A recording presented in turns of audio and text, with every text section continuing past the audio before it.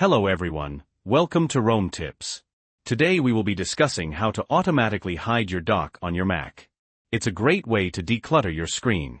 First things first, let's head up to the Apple logo in the top left corner of your screen.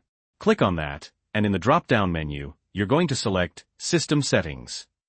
Alright, once you're inside System Settings, you need to find Desktop and Dock. Give that a click to open up your dock settings. Now, here's the magic. To automatically hide the dock, simply find the option that says Automatically Hide and Show the Dock, and toggle that switch to the on position. Bam! As you can see, the dock disappears. We're all done in System Settings now, so you can close that window. To access your dock, just move your mouse cursor to the very bottom of the screen where the dock would be.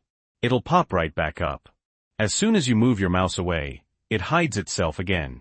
Pretty neat. You can now start using your Mac just like normal, but with a cleaner, less cluttered screen. And that's it. If you found this video helpful, please leave a like. And if you have any questions or comments, feel free to leave them down below. Thanks for watching. And don't forget to subscribe to Rome Tips for more awesome Mac tips and tricks.